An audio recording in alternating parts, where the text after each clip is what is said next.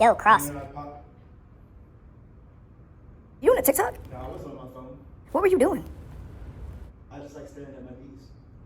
I What? think my knees are excellent, so just stare Okay. at them. Do you have a question? Yeah, so what's up with coronavirus? Because I'm hearing bad stuff, I'm hearing good stuff, I need to stay home. Like, what's up with that? Coronavirus? It's a good question. That is a great question. Let me go to the board for that and stop staring at my knees, which are so glorious. Dude. All right, sweet. Gonna change the board. Give me just a second. Sweet.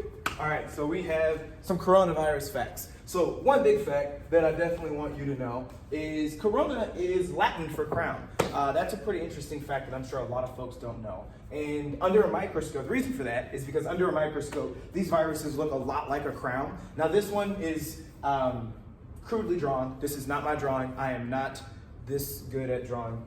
This is pretty good. This is pretty solid. This is not my drawing though. I cannot take credit for it. So it looks like a crown. How you put on the crown, it has the spiky little things on it. So that's why it's called the coronavirus. It's a great drawing.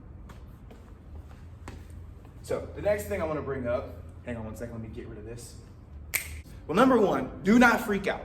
There are things that can be done to help you. And also another big thing, in your age group of kids, 5th graders, you are able to get the disease. You are able to get it. It can harm you, it can, but in your age group, it is much more likely to be a mild case of the virus than it is for it to be something that would be so severe that you have a tragic occurrence.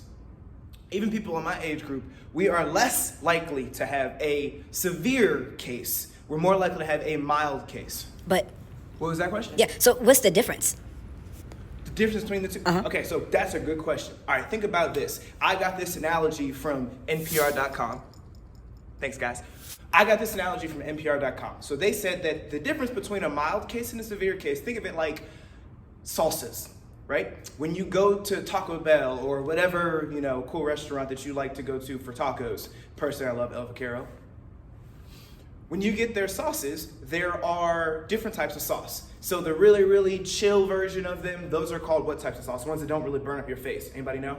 Mild sauce. Exactly. Those are your mild sauce. Taco Bell even says it on the thing. And most of them say mild sauce on there.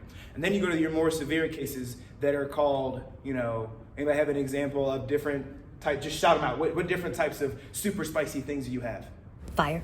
Yeah, I've heard of that one. Blair's 3 AM Reserve. That. Magnum 44. Oh my God. ... Nothing beyond. That sounds like it hurts. K. John's Get Bitten Black Mamba Yeah, that 6. just burned my mouth hearing you say it. I'm good. Anyways, so those are some different examples. What other questions do you have? Yeah, so what happens if you're feeling sick? Like, should I talk to somebody? You should definitely tell your parents. Make sure you tell your parents and tell them, hey, I think I have a fever, and if they have a thermometer, they can take your temperature. They may not, and that's okay if they don't. And then let them know, hey, when I cough, it feels really, really dry, like I need a drink of water. That's kind of how it feels. And then you can also let them know that it's hard to breathe, if it's hard to breathe. If you feel all of those symptoms, that's what's kind of going on. If you don't feel all three, still, hey, mom, dad, grandma, grandpa, aunt, sister, brother, mother, uncle, whoever is at home with you. Hey, I'm feeling sick. I'm not really sure exactly what's going on, but I'm just feeling sick. You should always tell them that anyway. And then, did I answer your question? Mm-hmm. Awesome. So, any other questions? Yep. Yeah, what's your question? So, is there a cure for coronavirus? Is there going to be a cure? Like, what's going on? Like, can we get rid of this thing already, please? Great question, and I totally understand your concern. This is a virus, it's really hard to cure, and as of now, as of this recording, we don't have a cure for it. So, but here's the great thing. You can prevent it from happening. And I'm sure a lot of you are like, why do I have to stay home? I don't want to stay home. I want to go outside and play. I want to go do this. I want to go do that. I want to go do these things. Well, here's the reason you can.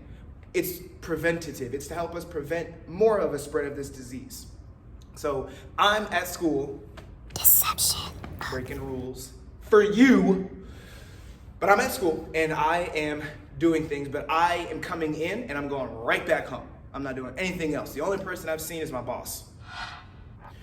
But that's one way to prevent it. Another way to prevent it is to make sure that you sneeze and cough appropriately. And then another thing that you can make sure that you do is wash your hands. Lávate las manos in Spanish. I love that. Those are things that you can do. Oh, and then make sure you don't touch your face. I gotta show you what that looks like. Some people just don't know what it looks like to not touch your face.